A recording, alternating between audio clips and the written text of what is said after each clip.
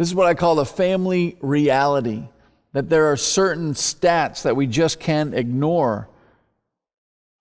Some of them, I've experienced personally in ministry, but they say that 12% of moms, only 12% of moms have regular faith conversations with their children.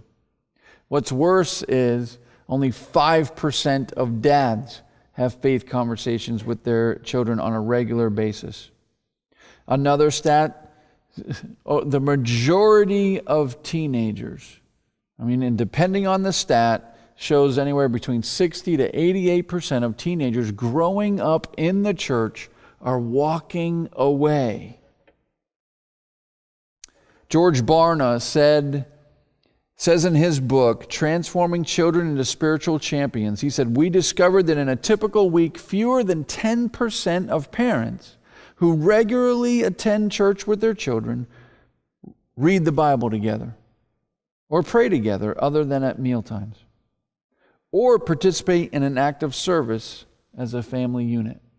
Less than 10% are praying together or reading the Word together. One study revealed, that almost 9 out of 10 children are walking away. And that's what I experienced as well.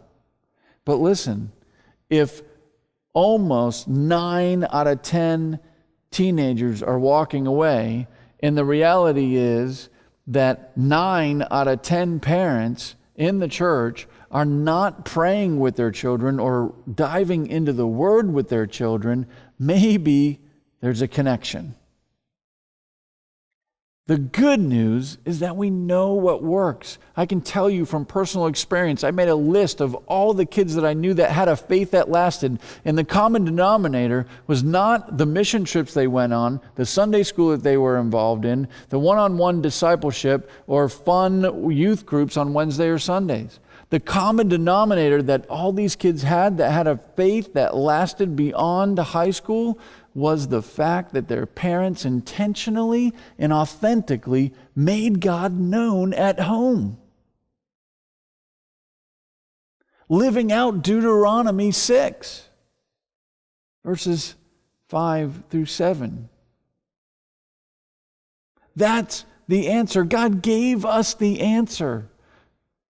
We don't need to see so many children. It's not a guarantee. But we do not need to see so many children walking away as they grow up in our churches. We don't need to see our own children walking away from a faith that we hold so dear. The good news is we know what we have to do. We have to pray together.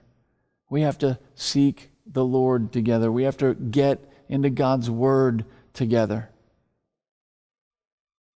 There are some incredible resources. It is not as hard as you think. It might be a little uncomfortable at first, but we have to be big boys and big girls, and we've got to start doing this in our home, or we will continue to lose generations. We will continue to lose the majority of kids in our youth groups.